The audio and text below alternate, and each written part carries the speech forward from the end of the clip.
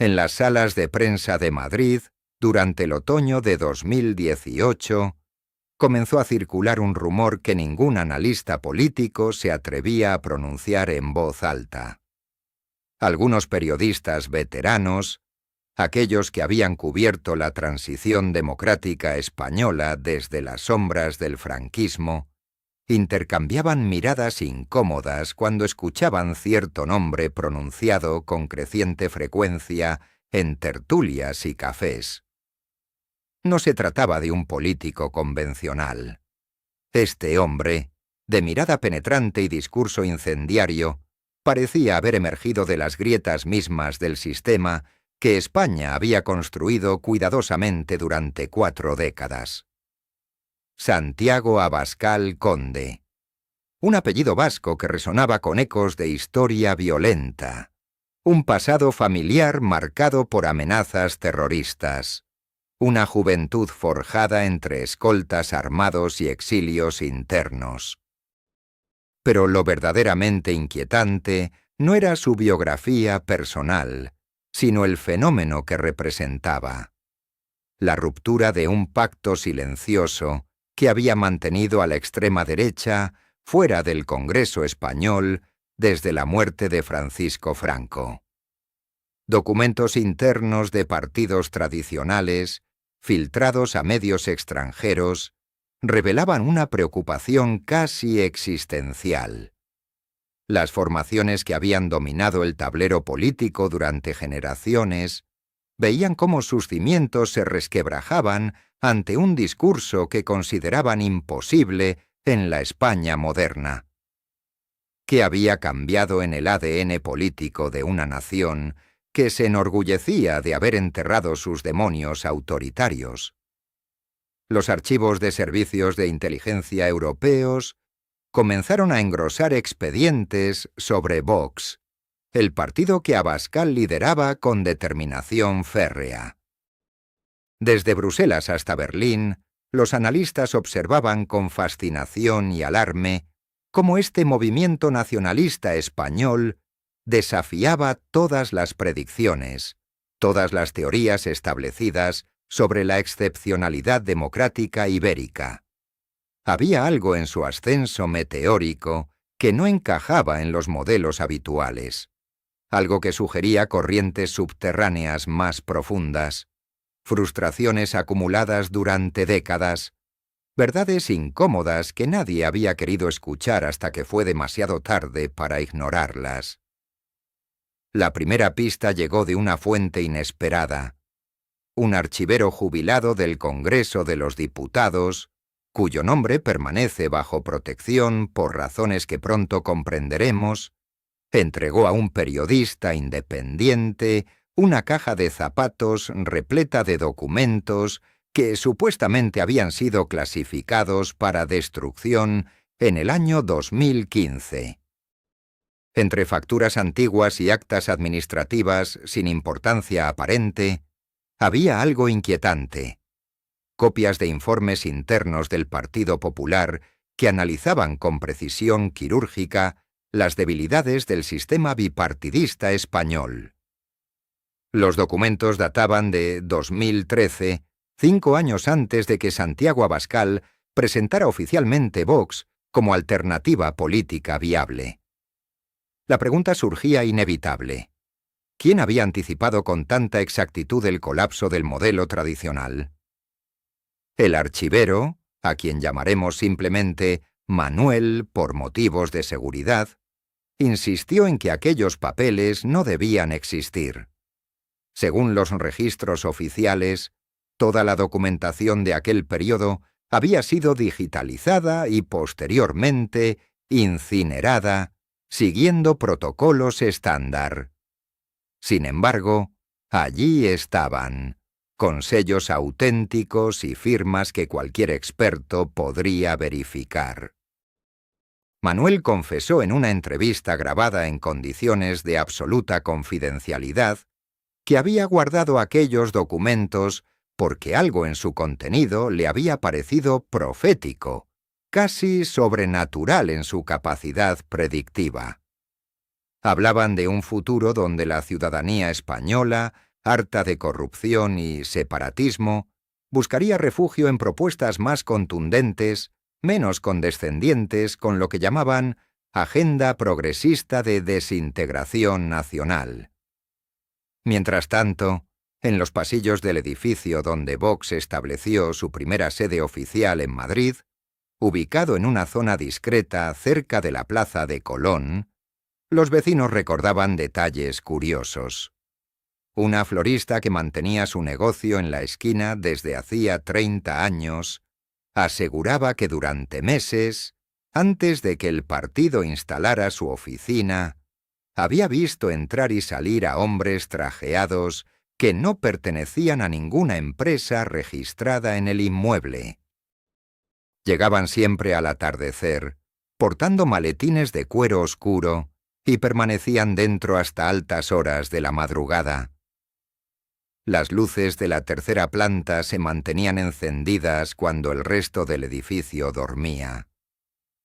La florista María Teresa, una mujer de 62 años, con memoria fotográfica para los rostros, juró haber reconocido entre aquellos visitantes nocturnos a un antiguo asesor del gobierno de José María Aznar, alguien que oficialmente se había retirado de la política activa en 2004.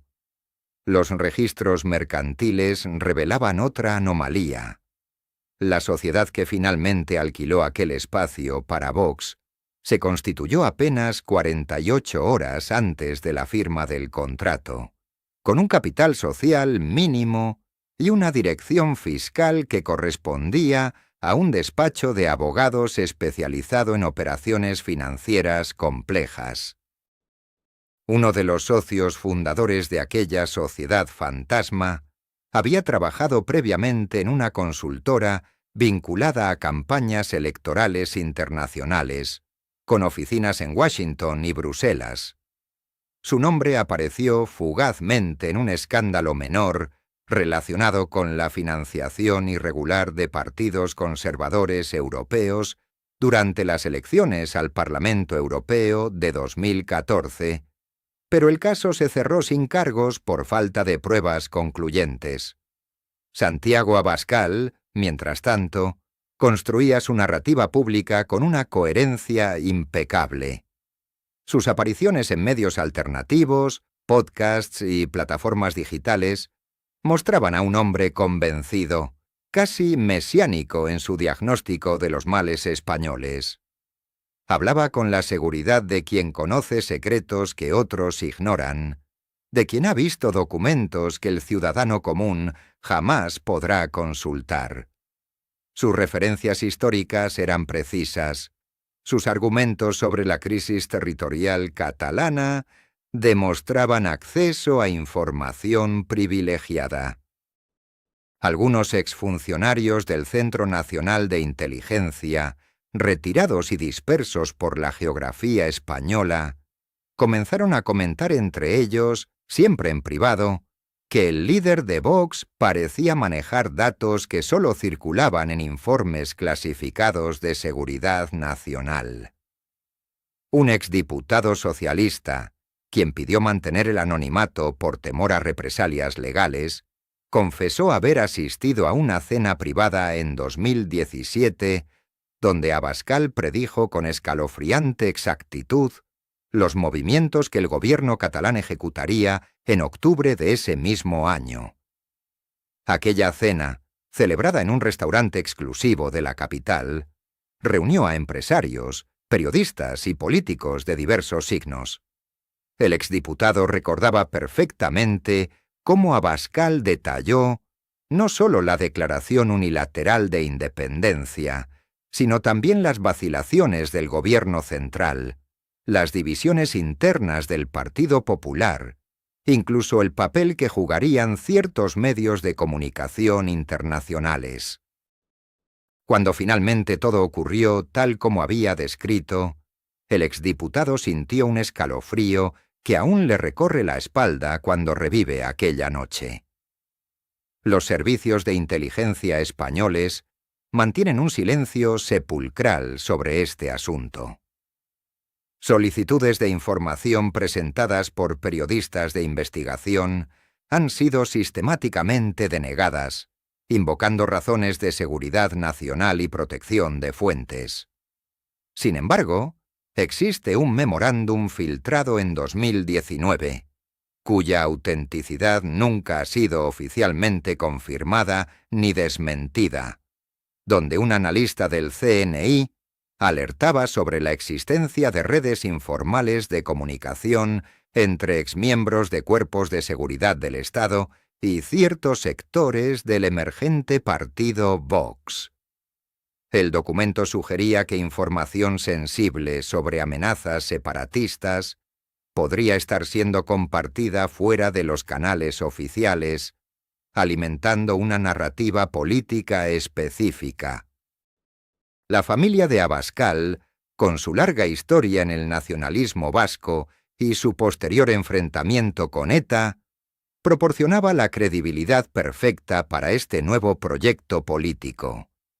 Pero investigadores independientes comenzaron a preguntarse si aquella biografía personal, por traumática y auténtica que fuera, había sido también instrumentalizada por fuerzas que operaban desde las sombras del poder establecido.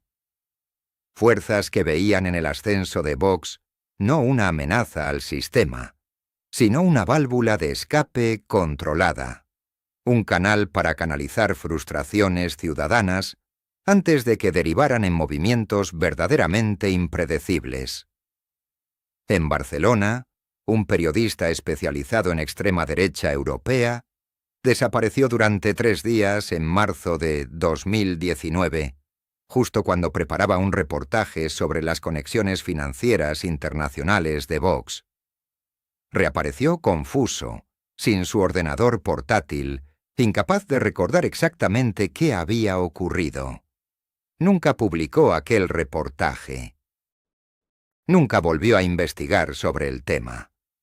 Los informes internos del Partido Popular que emergieron de aquella caja de zapatos revelaban algo que ningún analista político español había anticipado en los años posteriores a la crisis económica de 2008.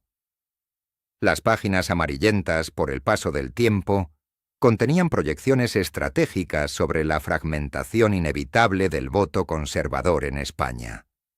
Pero lo verdaderamente inquietante no era el análisis en sí, sino las anotaciones manuscritas en los márgenes. Alguien con letra pequeña y nerviosa había escrito nombres. Uno de ellos, subrayado 3 veces con tinta azul, era Santiago Abascal. El periodista que recibió aquellos documentos, Marcos Villanueva, un veterano de investigaciones sobre corrupción política, no comprendió inicialmente la relevancia de ese nombre. Corría el mes de octubre de 2015, y Santiago Abascal apenas era conocido fuera de los círculos más internos de la política vasca. Acababa de fundar Vox hacía apenas 2 años, un partido que languidecía en las encuestas sin superar el 0,5% de intención de voto. Villanueva guardó los papeles en su archivo personal y los olvidó durante meses, hasta que comenzaron las llamadas. La primera llegó una madrugada de febrero de 2016. Una voz distorsionada electrónicamente le preguntó si había leído con atención aquellos documentos del Partido Popular. Antes de que Villanueva pudiera responder, la voz añadió algo que lo heló. El archivero que le dio esos papeles falleció hace 3 semanas. Ataque cardíaco fulminante. Tenía 52 años y corría maratones. La llamada se cortó abruptamente. Villanueva intentó verificar la información. Efectivamente, Ramón Cifuentes, el archivero jubilado del Congreso, había muerto el 20 de enero en su domicilio de Pozuelo de Alarcón. El certificado médico hablaba de un infarto agudo de miocardio. Nada sospechoso en apariencia. Excepto por un detalle que Villanueva descubrió al hablar con la viuda. 3 días antes de su muerte, Ramón había recibido la visita de 2 hombres que se identificaron como funcionarios del Ministerio del Interior. Querían recuperar documentación administrativa extraviada. Ramón les dijo que no sabía nada. Los hombres se marcharon educadamente, pero la viuda recordaba algo extraño. Ninguno de los 2 parpadeó durante toda la conversación. Los documentos cobraron entonces una dimensión diferente. Villanueva los sometió a análisis forense. Las fechas coincidían. Habían sido redactados entre 2013 y 2014, justo cuando Vox emergía como proyecto político. Pero las anotaciones manuscritas eran posteriores, de finales de 2014. El análisis grafológico reveló que pertenecían a al menos 4 personas distintas, todas ellas escribiendo en momentos diferentes sobre el mismo conjunto de páginas. Como si aquellos informes hubieran circulado clandestinamente entre círculos de poder, acumulando comentarios secretos. Una de las anotaciones decía textualmente: «Este hombre es perfecto para la operación. Credenciales familiares impecables. Discurso incendiario pero controlable. Vínculos con sectores clave». Otra mano había añadido debajo: «Verificado. Los contactos en el exterior están listos. Financiación asegurada para 3 años. Financiación asegurada». Villanueva comenzó a tirar de ese hilo y descubrió una red de sociedades, pantallas registradas en paraísos fiscales entre 2013 y 2015. Empresas con nombres genéricos: Iniciativas Cívicas Europeas, Fundación por la Libertad Hispana, Proyectos de Futuro Ibérico. Todas compartían algo inquietante. Sus cuentas bancarias recibían transferencias millonarias desde entidades con sede en Liechtenstein y las Islas Caimán. El dinero llegaba, permanecía unos días y luego se fragmentaba en docenas de pequeñas donaciones que terminaban en las arcas de formaciones políticas emergentes de toda Europa, incluida España. Los registros mercantiles mostraban que una de esas sociedades, Iniciativas Cívicas Europeas, había realizado transferencias por valor de 700.000 euros a una consultora de comunicación política con sede en Madrid durante el año 2014. Esa consultora, curiosamente, había trabajado en la campaña de lanzamiento mediático de Vox. Cuando Villanueva intentó contactar con sus responsables, descubrió que la empresa había cerrado en 2016 sin dejar rastro. Su antiguo domicilio social era ahora una tienda de decoración. Los antiguos socios figuraban como no localizables. Pero había algo más en aquellos papeles. Un memorándum interno del Partido Popular, fechado en marzo de 2014, advertía sobre el peligro de que la extrema derecha europea estableciera cabezas de puente en España tras el éxito electoral de formaciones similares en Francia, Austria y Países Bajos. El documento proponía una estrategia de contención preventiva que incluía infiltración de cuadros propios en potenciales movimientos radicales para moderar su discurso y evitar desbordamientos antisistema. Villanueva encontró aquella propuesta especialmente perturbadora. ¿Hasta qué punto el establishment político tradicional había intentado moldear o controlar el surgimiento de Vox? ¿Era Abascal realmente un insurgente contra el sistema o formaba parte de un plan más complejo? La segunda llamada llegó en mayo de ese mismo año. La misma voz distorsionada, pero esta vez con un tono urgente. Investigue el viaje a Estados Unidos de 2012. Vaya a Vitoria, busque a Alicia Mendoza, ella sabe. Silencio. Y una advertencia final. No confíe en nadie del periódico, Lo están vigilando. Villanueva viajó a Vitoria una semana después. Alicia Mendoza resultó ser una antigua militante del Partido Popular en el País Vasco que había trabajado estrechamente con Abascal durante su etapa en la formación. Accedió a hablar solo si no se grababa la conversación y su nombre jamás aparecía publicado. Lo que contó en aquel café discreto del casco viejo de Vitoria abriría una grieta aún más profunda en la investigación. La madrugada del 12 de enero de 2017, un incendio consumió el apartamento de un periodista barcelonés, cuyo nombre pocas personas recuerdan hoy. Jordi Muntaner había trabajado durante 3 décadas en la redacción de investigación de uno de los diarios más antiguos de Cataluña. Sus vecinos declararon después que escucharon gritos, pero cuando los bomberos lograron controlar las llamas, ya no quedaba prácticamente nada. El informe oficial señaló un cortocircuito eléctrico. Las cenizas fueron barridas, el caso cerrado, la vida continuó como si nada hubiera pasado.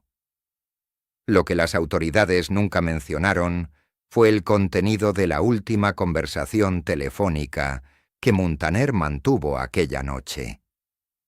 La grabación, que emergió meses después a través de canales no oficiales, capturaba fragmentos de una voz temblorosa hablando sobre documentación que vinculaba financiamiento irregular a grupos nacionalistas emergentes. Muntaner mencionaba nombres, conexiones con fundaciones europeas, transferencias bancarias que atravesaban fronteras sin dejar rastro oficial. Luego, silencio. Luego, el fuego. Mientras las cenizas del apartamento de Muntaner todavía flotaban sobre el barrio gótico de Barcelona, en Madrid se celebraba una reunión que jamás apareció en ninguna agenda oficial. El encuentro tuvo lugar en un edificio discreto de la calle Serrano, conocido entre ciertos círculos como punto de confluencia para conversaciones que no podían celebrarse en el Congreso. 3 personas asistieron aquella tarde de enero. Una era un veterano diplomático con conexiones en Bruselas. Otro, un empresario del sector energético con operaciones en el norte de África. El tercero permanece sin identificar hasta hoy, aunque testigos lo describen como alguien de unos 50 años, traje oscuro, acento ligeramente andaluz. El tema central de aquella conversación no versaba sobre política económica ni relaciones internacionales. Versaba sobre algo mucho más delicado: cómo contener la marea que estaba comenzando a subir desde las bases del descontento español. Las actas de esa reunión, filtradas parcialmente 3 años después, revelan una preocupación casi obsesiva con lo que llamaban el fenómeno de fragmentación acelerada. No se referían solamente a Cataluña. Se referían a algo más profundo, más visceral, que estaba gestándose en poblaciones rurales, en barrios olvidados de las grandes ciudades, en conversaciones de bares donde el malestar ya no se expresaba con suspiros resignados, sino con rabia contenida. Documento. Clasificación restringida. Fecha: 17 de enero de 2017. Destinatario: Consejería Estratégica. Remitente: Unidad de Análisis Territorial. Asunto: evolución del mapa político. Cita textual: los indicadores muestran desplazamiento significativo en segmentos tradicionalmente leales. La narrativa de recuperación económica no penetra en zonas donde el desempleo juvenil supera el 40%. Detectamos proliferación de canales alternativos de información con alcance superior al anticipado. Recomendamos monitoreo intensivo de líderes emergentes con capacidad de articular descontento en propuesta política coherente. especial atención a figuras con perfil mediático y discurso disruptivo respecto al consenso establecido desde 1978. El consenso de 1978. La transición. El pacto no escrito que mantuvo a España estable durante casi 4 décadas. Pero en 2017, ese pacto comenzaba a resquebrajarse como cerámica antigua sometida a presión excesiva. Y había quienes lo sabían antes que nadie. Entre los archivos que circularon discretamente por manos selectas durante aquellos meses, apareció un informe elaborado por una consultora internacional especializada en gestión de crisis políticas. El documento llevaba fecha de noviembre de 2016 y contenía proyecciones electorales para los próximos 5 años. Lo extraordinario no eran las cifras en sí, sino las variables utilizadas para generarlas. La consultora había identificado lo que denominaban puntos de ruptura emocional en el electorado español. Inmigración irregular, percepción de pérdida de soberanía nacional, sensación de abandono institucional, crisis de identidad territorial. Cada variable había sido medida, cuantificada, convertida en algoritmos predictivos. Las conclusiones eran perturbadoras.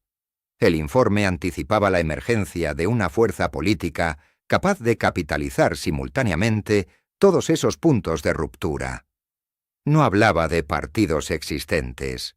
Hablaba de algo nuevo, algo que aún no había cristalizado completamente, pero cuyos elementos constitutivos ya flotaban en el aire político español, como esporas buscando terreno fértil donde germinar. La consultora identificaba 3 escenarios posibles. El primero contemplaba absorción del descontento por partidos tradicionales mediante giros programáticos.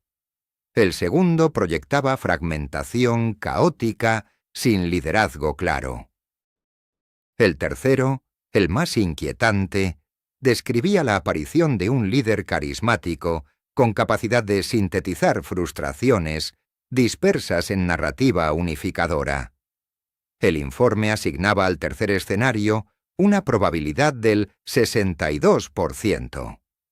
3 semanas después de la publicación interna de ese informe, un nombre comenzó a circular con insistencia en círculos políticos madrileños.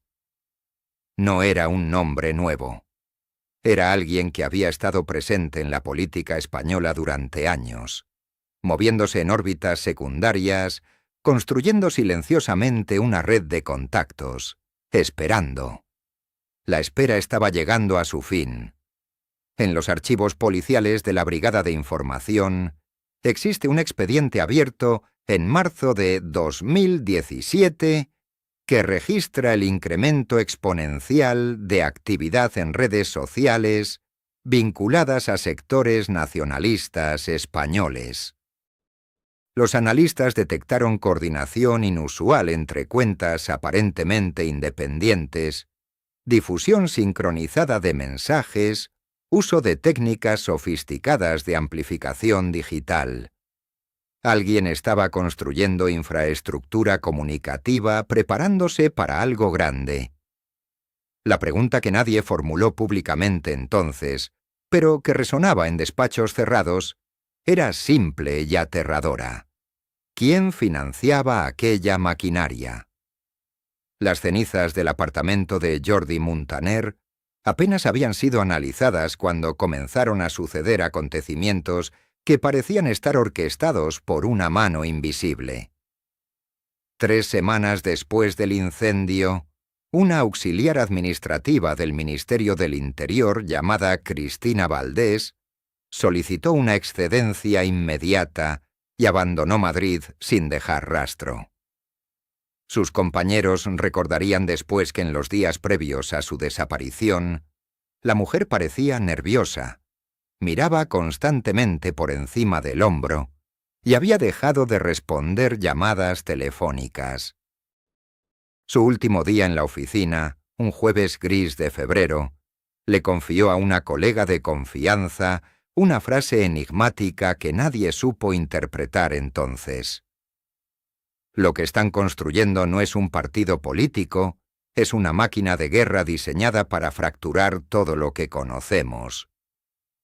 La colega, cuyo nombre permanece protegido por razones de seguridad, guardó silencio durante meses.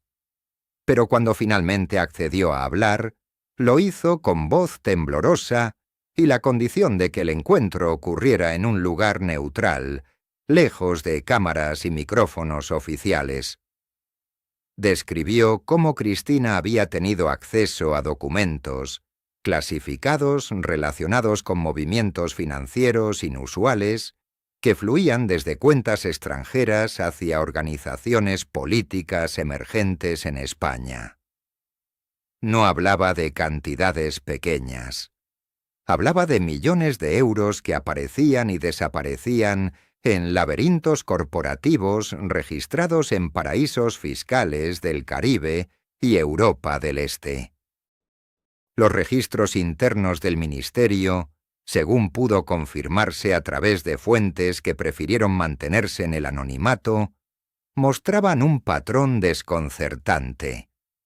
Entre 2014 y 2017, justo cuando el panorama político español experimentaba convulsiones sin precedentes, ciertas formaciones que proclamaban un discurso nacionalista y antisistema recibieron inyecciones económicas cuyo origen resultaba imposible de rastrear completamente. Las investigaciones oficiales siempre terminaban en callejones sin salida, en empresas fantasma que desaparecían antes de que pudieran ser auditadas, en intermediarios que negaban cualquier conocimiento y en jueces que archivaban expedientes por falta de pruebas concluyentes. Uno de esos expedientes, filtrado parcialmente a un medio de comunicación alternativo en 2018, contenía información que nunca llegó a publicarse. El periodista responsable de la investigación, un veterano de guerra llamado Alberto Serrano, recibió una visita inesperada 2 días antes de que el artículo fuera a imprenta. 2 hombres con trajes oscuros y credenciales, que identificaban a una agencia de inteligencia que oficialmente no realiza operaciones en territorio nacional, le advirtieron, con una cortesía helada, que la publicación de ciertos datos podría comprometer la seguridad del Estado. Alberto Serrano, un hombre que había sobrevivido a zonas de conflicto en Medio Oriente y los Balcanes, admitió después que jamás había sentido un miedo tan visceral como el que experimentó esa tarde en su propia sala de estar. El artículo nunca se publicó. Alberto Serrano guardó los documentos en una caja fuerte y dejó de investigar el tema. 6 meses más tarde, un infarto fulminante acabó con su vida mientras caminaba por el Parque del Retiro una mañana de domingo. Tenía 48 años, no fumaba, corría maratones y acababa de pasar un examen médico completo con resultados excelentes. Mientras tanto, en el escenario público, Santiago Abascal emergía como una figura cada vez más prominente. Sus discursos inflamados, su retórica directa y su capacidad para conectar con sectores desencantados de la población española generaban titulares constantes. Pero lo que pocos sabían es que detrás de esa imagen pública cuidadosamente construida, existía una red de asesores extranjeros, cuya experiencia se había forjado en campañas políticas de ultraderecha en otras latitudes. Nombres que habían trabajado en las sombras de movimientos similares en Hungría, Polonia, Austria e incluso en la campaña estadounidense de 2016, comenzaron a circular en conversaciones privadas entre analistas políticos que preferían no ser citados. Un informe elaborado por un centro de estudios independiente radicado en Bruselas documentó la presencia de al menos 7 consultores internacionales vinculados a partidos euroescépticos que habrían asesorado a formaciones emergentes en España entre 2015 y 2019. El informe, que nunca recibió cobertura mediática significativa, detallaba métodos de comunicación, estrategias de redes sociales y técnicas de movilización que habían sido probadas con éxito en otros países europeos. La conclusión era inquietante. España no estaba viviendo un fenómeno político espontáneo, sino la implementación de un modelo exportable, una fórmula que había demostrado su eficacia para desestabilizar democracias consolidadas y redefinir el debate público. Las conexiones no terminaban ahí. Documentos bancarios obtenidos de manera extraoficial revelaban transferencias desde fundaciones culturales con sede en Estados Unidos que históricamente habían financiado movimientos conservadores en todo el mundo. Estas organizaciones, presentadas públicamente como promotoras de valores tradicionales y libertad económica, operaban con presupuestos multimillonarios y una discreción absoluta sobre el destino final de sus fondos. Los rastros conducían a seminarios de formación política, viajes de líderes emergentes a conferencias internacionales y contratos con agencias de comunicación especializadas en campañas de alto impacto emocional. Nadie podía afirmar con certeza absoluta dónde terminaba la estrategia política legítima y dónde comenzaba la manipulación orquestada desde el exterior. Pero los indicios se acumulaban como piezas de un rompecabezas que nadie parecía dispuesto a armar completamente. Cada vez que alguien se acercaba demasiado a la verdad, las puertas se cerraban, los documentos desaparecían y las personas clave guardaban un silencio ensordecedor. La carretera que serpentea hacia el norte desde Madrid permanece desierta en las horas previas al amanecer, cuando la oscuridad todavía se aferra a los campos castellanos como un secreto que no quiere ser revelado. En una mañana de abril de 2023, un camionero que transportaba mercancía hacia Burgos divisó algo extraño en el arcén, cerca del kilómetro 142. Al principio pensó que se trataba de basura abandonada, pero algo en la posición de aquel bulto le hizo frenar. Cuando se acercó con la linterna, el hombre retrocedió con las manos temblando. Era un cuerpo. Una mujer de unos 30 y tantos años, con el rostro vuelto hacia el cielo y los ojos todavía abiertos, como si hubiera estado observando las estrellas cuando la muerte la encontró. La identificación no tardó en llegar. Cristina Valdés, la auxiliar administrativa que había desaparecido del Ministerio del Interior 3 semanas después del incendio en Barcelona, yacía allí, lejos de cualquier destino lógico. El informe forense oficial dictaminó paro cardíaco, una conclusión aséptica que dejó a más de uno con la boca abierta. Una mujer joven y aparentemente sana, sin historial de problemas cardíacos, muerta en mitad de la nada. Ninguna señal de violencia externa, ninguna explicación convincente. Los compañeros de Cristina que fueron interrogados repitieron la misma historia. En sus últimos días en el ministerio, la mujer había cambiado. Dejó de reír, dejó de participar en las conversaciones triviales del café matutino. Alguien recordó haberla visto imprimiendo documentos después de la hora de salida, guardándolos apresuradamente en su bolso cuando una compañera entró en la sala. La pregunta que nadie formuló en voz alta, pero que todos pensaron era simple. ¿Qué había visto Cristina Valdés en esos archivos que manejaba a diario. ¿Qué información había pasado por sus manos que justificara aquel nerviosismo creciente, aquella huida repentina, aquella muerte conveniente en una carretera solitaria? Los servicios de seguridad cerraron el caso con una rapidez desconcertante. 48 horas después del hallazgo, los expedientes fueron sellados y archivados bajo un código de acceso restringido. Cuando el hermano de Cristina intentó obtener una segunda autopsia independiente, se encontró con muros burocráticos infranqueables. Los documentos médicos desaparecieron de un día para otro. El médico forense que había firmado el primer informe solicitó un traslado urgente a Canarias y dejó de responder llamadas. Era como si una goma invisible estuviera borrando metódicamente cualquier rastro que pudiera conducir a la verdad.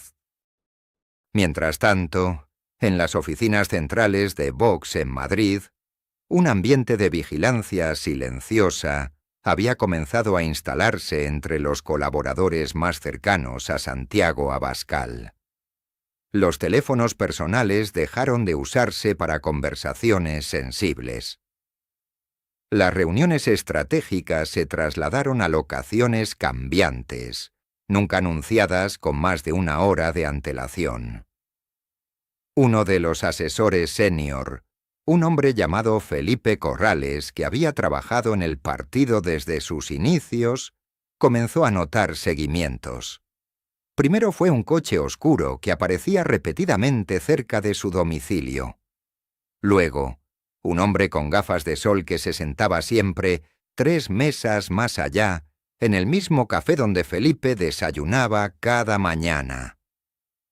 Corrales, veterano de suficientes campañas políticas como para reconocer cuando algo no era coincidencia, contrató discretamente a un detective privado.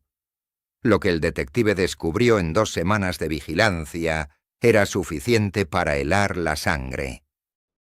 Los hombres que seguían a Corrales rotaban en equipos de 3.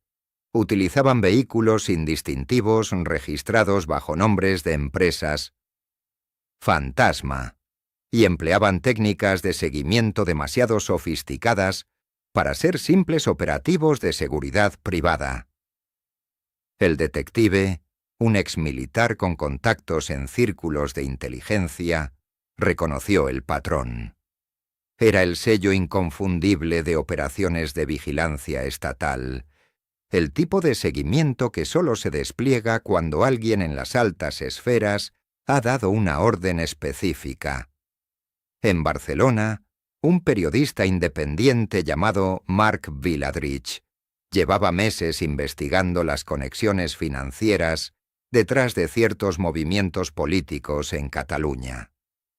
Viladrich había conseguido acceso a documentos bancarios que mostraban transferencias irregulares entre fundaciones culturales catalanas y cuentas en paraísos fiscales. Parte de ese dinero, según sus hallazgos preliminares, había sido utilizado para financiar grupos activistas que provocaban disturbios en momentos estratégicamente calculados. El periodista había publicado varios artículos explosivos en un medio digital alternativo, revelando nombres y cantidades que comprometían a figuras prominentes del independentismo catalán. Pero Viladrich había comenzado a tirar de otro hilo más peligroso: la posibilidad de que algunos de esos fondos también llegaran a operaciones diseñadas para desestabilizar a Vox, creando incidentes que pudieran ser amplificados mediáticamente para dañar la imagen del partido. Una noche de mayo, Viladrich salió de la redacción cerca de las 11 de la noche. Vivía solo en un pequeño apartamento en el barrio de Gracia, a 20 minutos caminando. Su cuerpo fue encontrado al día siguiente en un callejón estrecho, víctima aparente de un robo violento. Le habían quitado la cartera y el teléfono móvil, La policía catalogó el caso como un asalto común que había terminado mal. Sin embargo, las personas cercanas al periodista señalaron algo inquietante. Viladrich siempre, absolutamente siempre, tomaba un taxi de vuelta a casa después de las 10 de la noche. Era una precaución que había adoptado desde que comenzó a recibir amenazas anónimas. ¿Por qué aquella noche específica había decidido caminar seguía siendo un misterio? O quizá alguien lo había convencido, lo había obligado, o simplemente lo había interceptado antes de que pudiera tomar ese taxi salvador. Los archivos digitales de Viladrich desaparecieron de sus servidores en la nube. Su ordenador portátil nunca fue recuperado. Las copias de seguridad que supuestamente guardaba en casa de su hermana también se esfumaron durante un robo extrañamente selectivo, en el que solo se llevaron un disco duro externo y nada más. Toda la investigación de meses, borrada, como si nunca hubiera existido. Y mientras estos acontecimientos se sucedían con una sincronización perturbadora, Santiago Abascal continuaba su ascenso en las encuestas, desafiando cada pronóstico, cada intento de desacreditación. Su mensaje resonaba con fuerza creciente en una España fracturada. Pero alrededor de él, en los márgenes invisibles de esa batalla política, los cuerpos comenzaban a acumularse. Cristina Valdés muerta en una carretera. Marc Viladrich asesinado en un callejón. Jordi Muntaner incinerado en su apartamento. Y otros nombres que todavía permanecían en las sombras, esperando su turno para ser revelados. La maquinaria que operaba detrás del escenario político español funcionaba con la precisión de un reloj suizo, eliminando piezas inconvenientes, sellando bocas que sabían demasiado. Alguien, en algún despacho forrado de madera noble y protegido por guardias discretos, estaba dirigiendo esta sinfonía de silencio.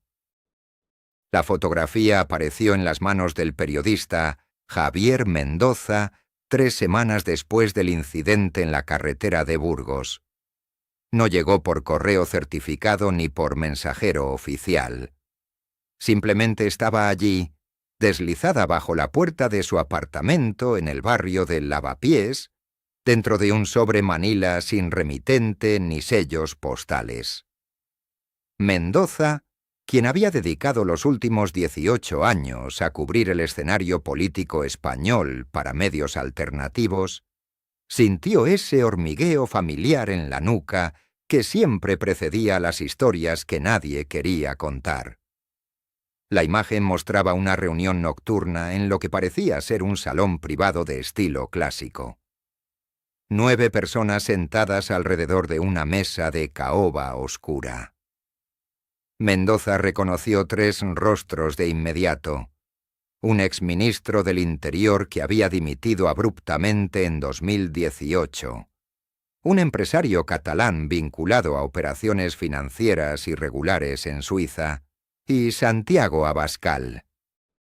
La fecha, apenas visible en el margen inferior derecho, había sido tomada el 14 de febrero de 2020, 3 semanas antes de que España cerrara sus fronteras por la pandemia. Lo que realmente congeló la sangre de Mendoza fue el detalle del fondo. Sobre la pared, parcialmente visible entre las sombras, colgaba un emblema que él solo había visto una vez antes, durante una investigación truncada sobre redes de influencia que operaban desde los años de la transición. Un escudo dividido en 4 cuadrantes con símbolos que mezclaban heráldica medieval y geometría masónica. Aquella vez, cuando intentó publicar sobre el tema, su editor recibió una llamada telefónica. 24 horas después, todo el material desapareció de los servidores del periódico. El reverso de la fotografía contenía solo 5 palabras escritas con tinta azul. El pacto nunca se rompió. Mendoza comenzó a indagar con extrema cautela. Contactó primero con Ramón Salazar, un exagente del Centro Nacional de Inteligencia que había sido apartado del servicio activo tras denunciar irregularidades en operaciones domésticas. Salazar aceptó reunirse en un café del Rastro, lejos de su residencia habitual. Llegó con 20 minutos de retraso, mirando constantemente hacia la calle. «Esa fotografía no debería existir», murmuró Salazar sin siquiera tocarla. «Si la tienes, significa que alguien muy alto quiere que sepas algo o que te están preparando para silenciarte. Probablemente ambas cosas». Salazar explicó lo que sabía.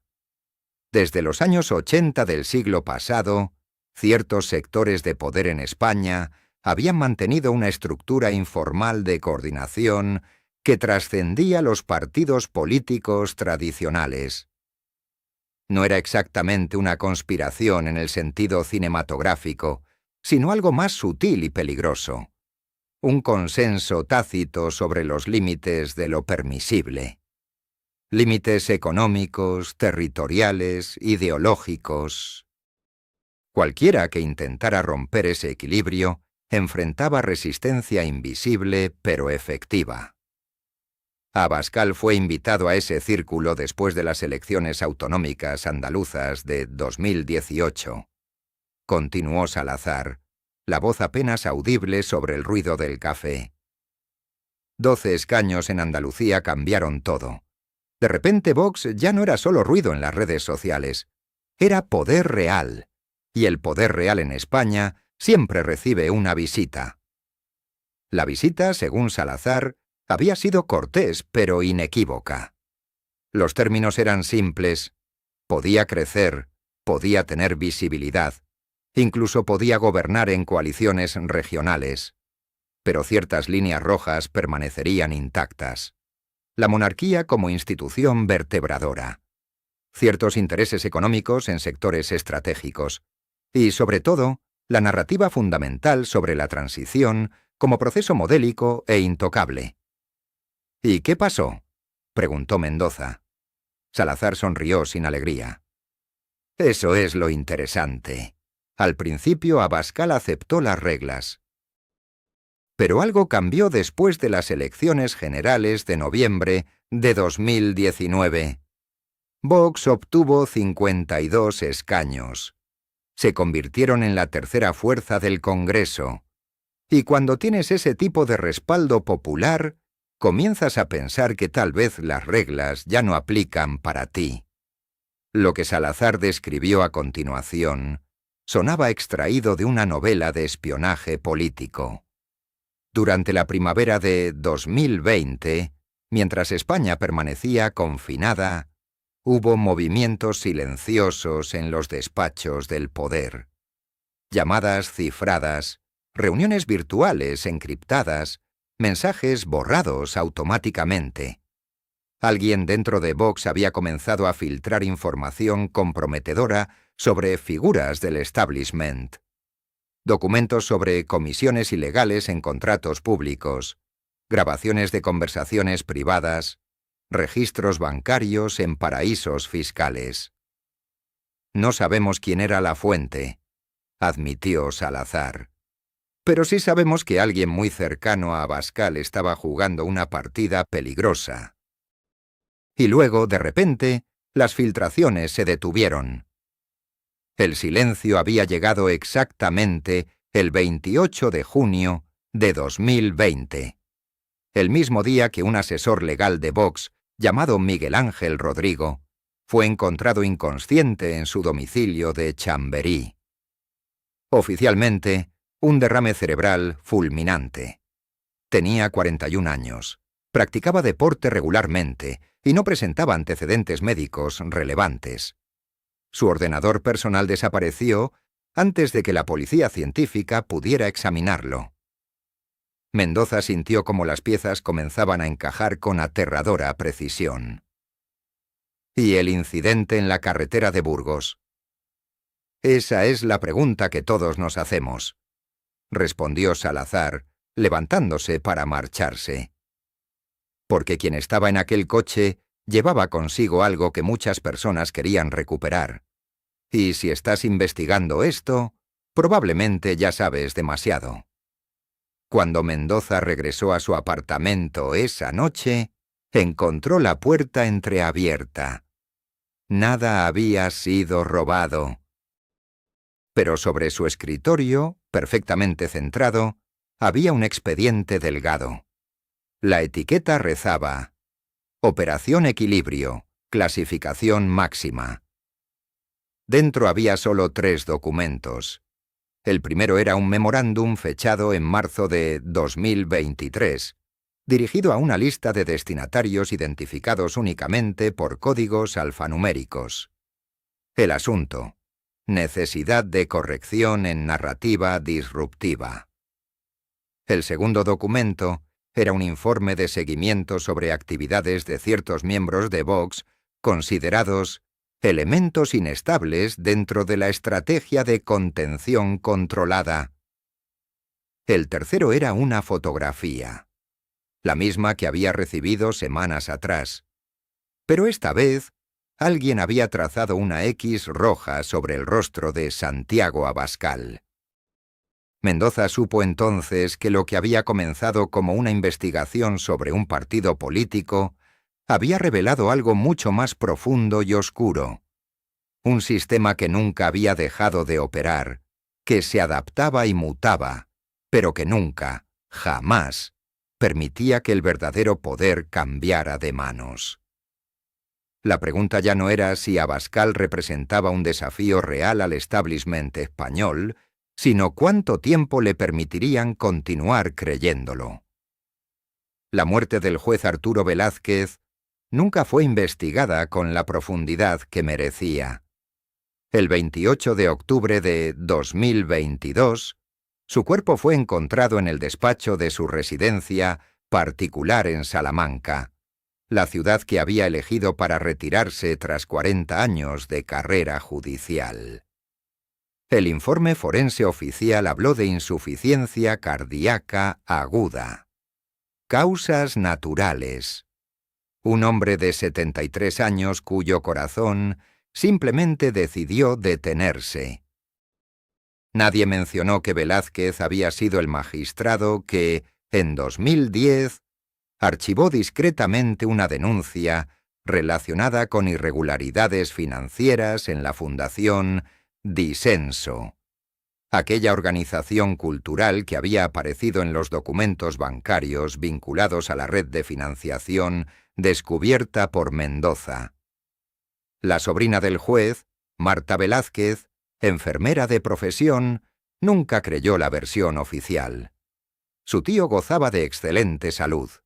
Corría 5 kilómetros cada mañana. Su última revisión médica, apenas 2 meses antes, había mostrado resultados impecables. Pero lo que realmente inquietaba a Marta era algo que encontró mientras ordenaba los efectos personales del difunto.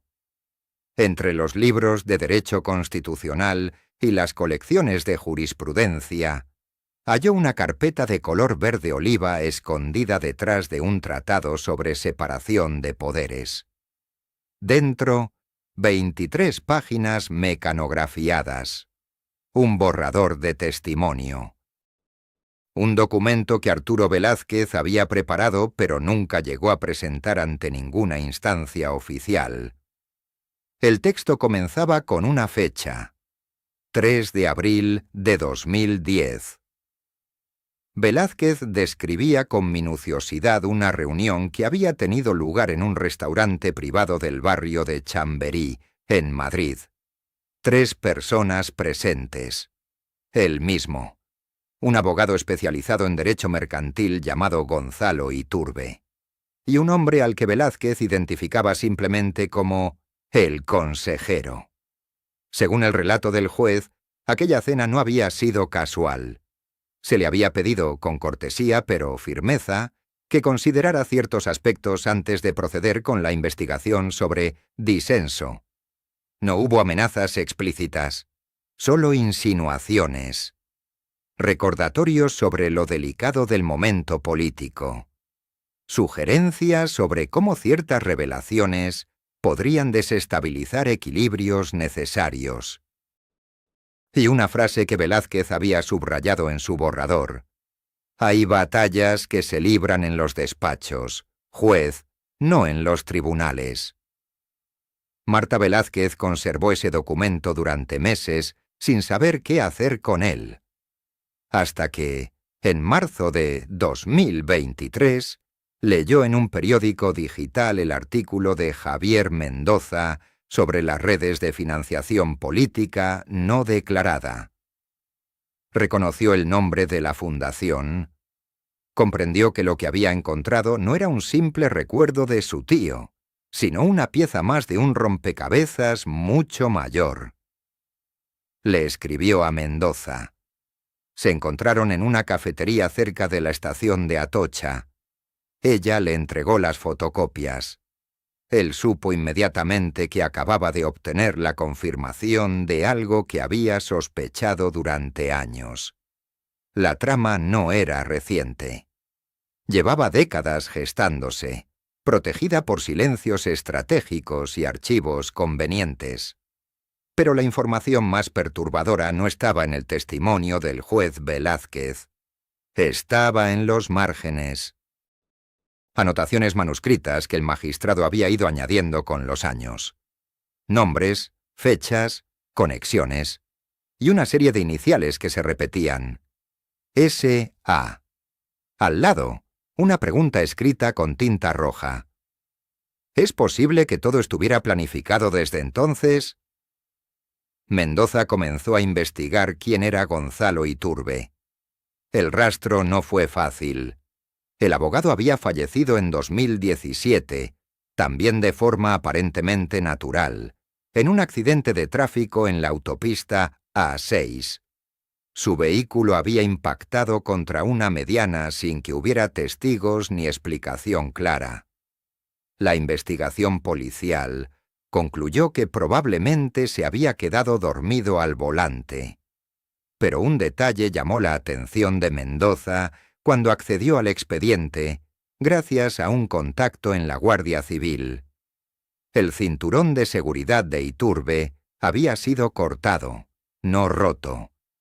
Un corte limpio, quirúrgico. El informe oficial lo atribuyó a los equipos de rescate que habían tenido que extraer el cuerpo del vehículo. Sin embargo, los bomberos que acudieron al lugar del accidente nunca utilizaron herramientas de corte. El cuerpo había sido retirado sin necesidad de intervención mecánica.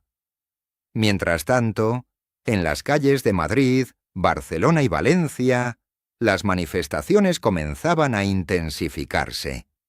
La propuesta de reforma educativa presentada por el gobierno generaba protestas masivas. Los sindicatos convocaban huelgas generales. Los partidos tradicionales perdían afiliados a un ritmo alarmante. Y en medio de ese descontento creciente, la figura de Santiago Abascal se consolidaba como la alternativa que muchos españoles parecían estar buscando. Sus discursos ya no solo hablaban de inmigración o de la unidad territorial.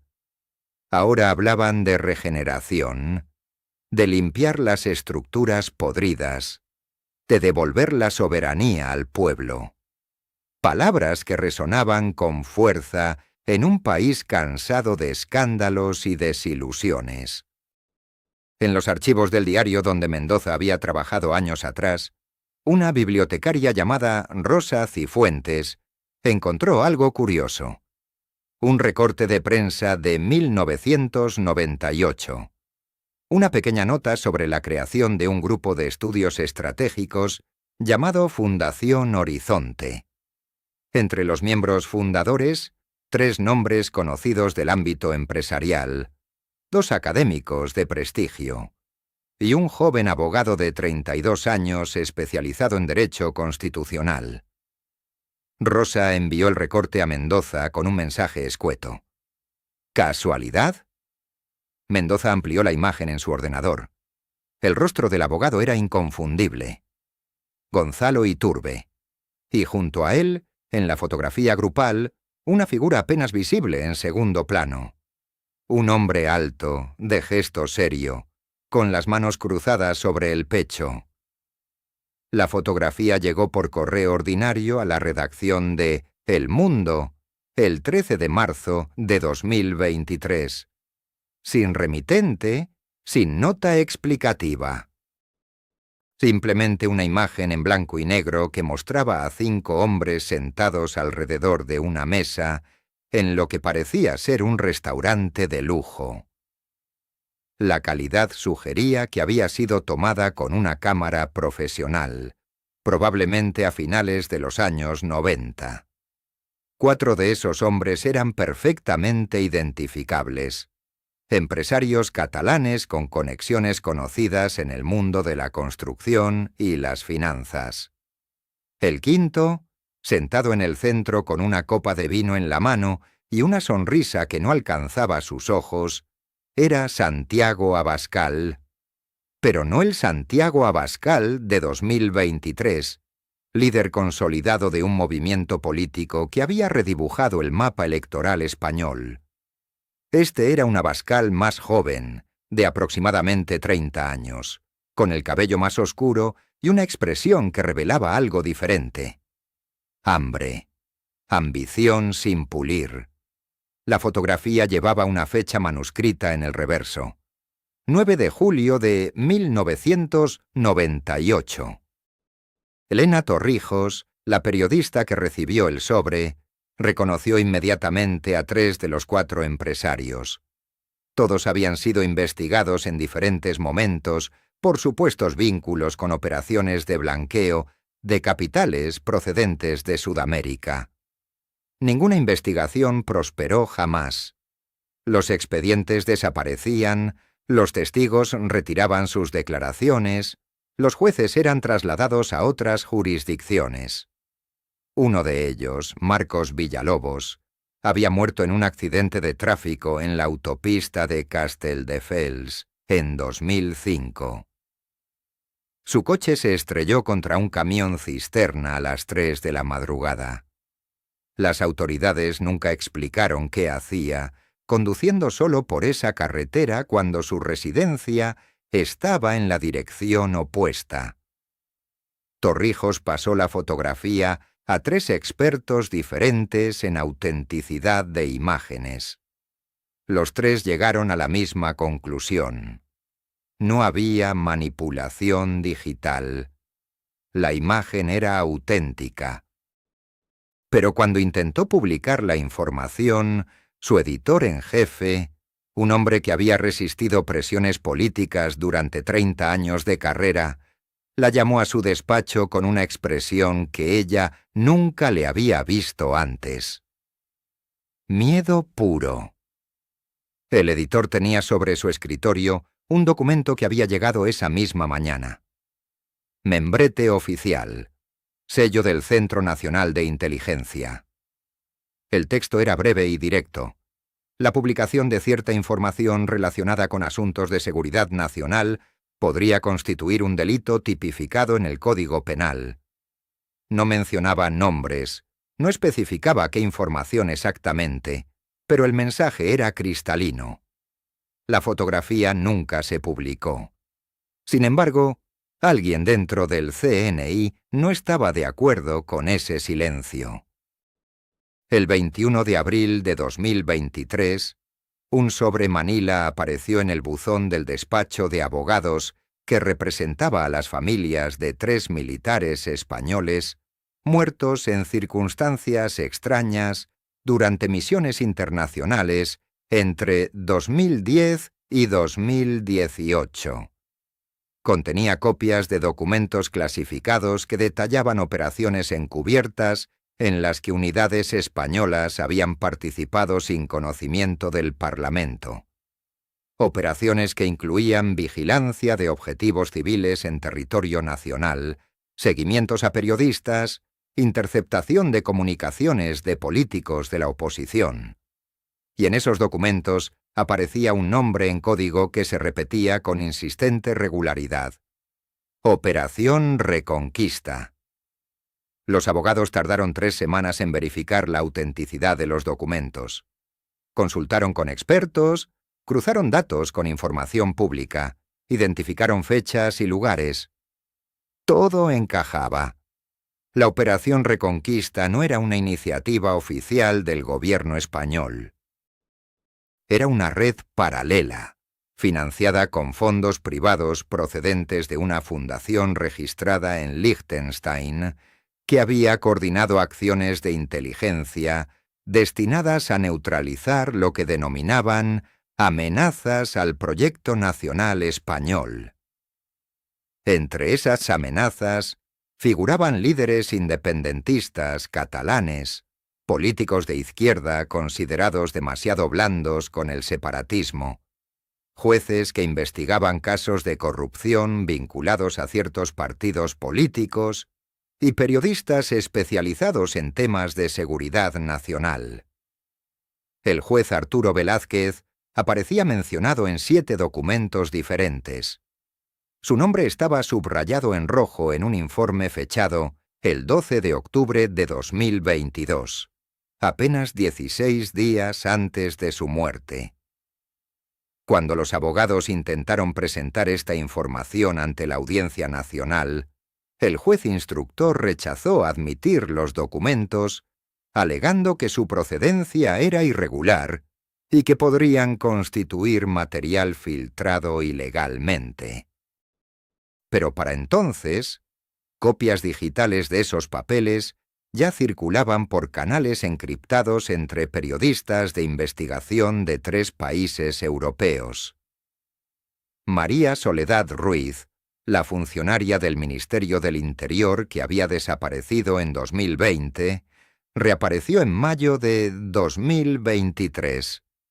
No en España, sino en Bruselas, donde solicitó protección internacional alegando persecución política. En su declaración ante las autoridades belgas, Ruiz afirmó haber sido testigo de reuniones en las que altos funcionarios españoles discutían operaciones de vigilancia ilegal contra objetivos políticos. Mencionó nombres, fechas, lugares específicos, y describió una reunión particular celebrada en un hotel de Madrid el 8 de septiembre de 2019, en la que Santiago Abascal había estado presente junto con 2 generales retirados y un empresario del sector de la seguridad privada. El gobierno español emitió una orden de detención internacional contra Ruiz, acusándola de revelar secretos oficiales. Bélgica rechazó la extradición. La última pieza del rompecabezas llegó cuando un análisis forense independiente del ordenador del juez Velázquez, realizado por peritos contratados por su familia, reveló que alguien había accedido remotamente a sus archivos la noche anterior a su muerte. El acceso había durado exactamente 42 minutos. Durante ese tiempo, se copiaron 367 archivos relacionados con una investigación que Velázquez había mantenido en secreto incluso para sus colaboradores más cercanos. Una investigación sobre conexiones entre formaciones políticas emergentes y redes de financiación irregular procedentes del extranjero. Los técnicos rastrearon la dirección IP del acceso remoto. Conducía a un servidor localizado en Virginia, Estados Unidos, registrado a nombre de una empresa fantasma que había sido disuelta 3 meses después de la muerte del juez. Nadie preguntó oficialmente por qué servicios de inteligencia extranjeros tendrían interés en los archivos privados de un juez español retirado. Pero quienes conocían los detalles de esa investigación sabían que Velázquez había comenzado a documentar algo que iba mucho más allá de la política española. Había empezado a trazar conexiones con una red internacional de movimientos nacionalistas que compartían financiación, estrategias y objetivos comunes.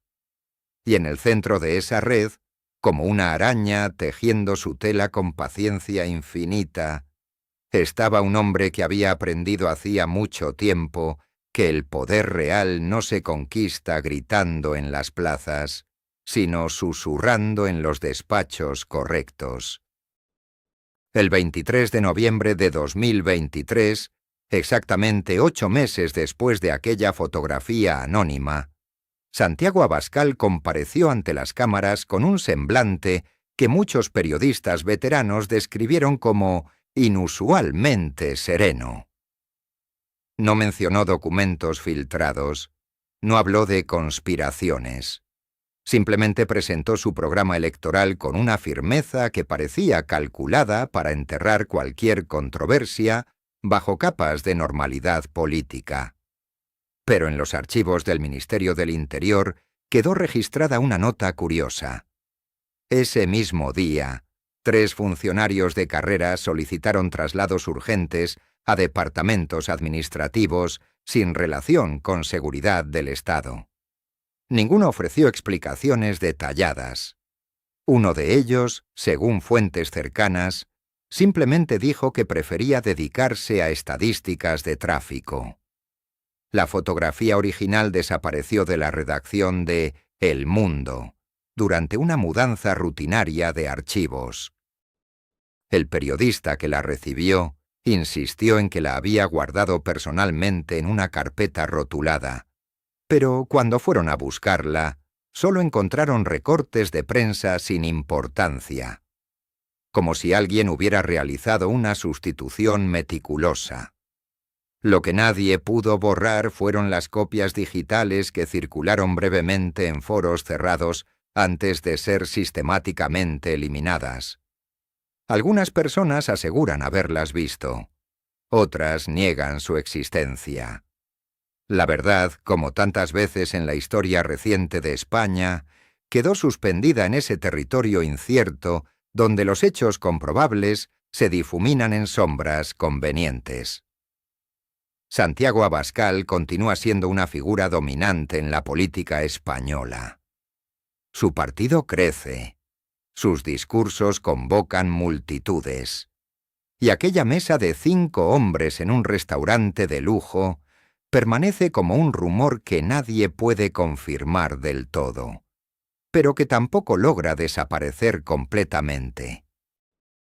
Hay verdades que la democracia prefiere no examinar demasiado de cerca. Pero en los archivos del Ministerio de Asuntos Exteriores, en una carpeta marcada con el código alfanumérico que ningún funcionario acepta descifrar públicamente, permanece un informe de 6 páginas fechado apenas 3 días antes de aquella comparecencia. El documento lleva el sello de entrada de las 9:42 de la mañana. Quien lo redactó jamás firmó con su nombre completo, solo con iniciales que han sido objeto de especulación durante meses entre analistas independientes. Lo que ese informe contiene sigue siendo materia reservada. Sin embargo, fuentes cercanas al Departamento de Análisis Estratégico han confirmado que menciona explícitamente reuniones no oficiales celebradas en enclaves diplomáticos de terceros países durante el verano de aquel año. Menciona nombres de figuras políticas europeas cuya relación con Abascal nunca ha sido reconocida en declaraciones públicas. Menciona transferencias financieras que atravesaron fronteras sin registro formal en los canales habituales de control. La pregunta que muchos se hacen ahora es simple pero devastadora. ¿Por qué aquel documento nunca fue desclasificado? Hoy, Santiago Abascal continúa siendo una figura clave en el panorama español. Su movimiento ha logrado lo que parecía imposible hace apenas una década: transformar el equilibrio político de un país entero. Pero detrás de cada discurso Detrás de cada aparición pública, permanece esa sombra que nadie ha logrado disipar por completo. La sombra de aquellas conexiones ocultas, de aquellos documentos que alguien decidió mantener lejos de la luz pública. Tal vez nunca sepamos toda la verdad. Tal vez esa verdad permanezca guardada en algún archivo protegido, esperando el momento en que alguien con suficiente coraje decida abrirlo. O tal vez, simplemente, esa verdad sea demasiado incómoda para ser revelada mientras ciertos actores políticos sigan ocupando sus posiciones de poder. Lo único cierto es que esta investigación apenas ha rozado la superficie. Los hilos siguen ahí, esperando ser desenredados. Y mientras tanto, la historia oficial continúa avanzando como si nada de esto existiera.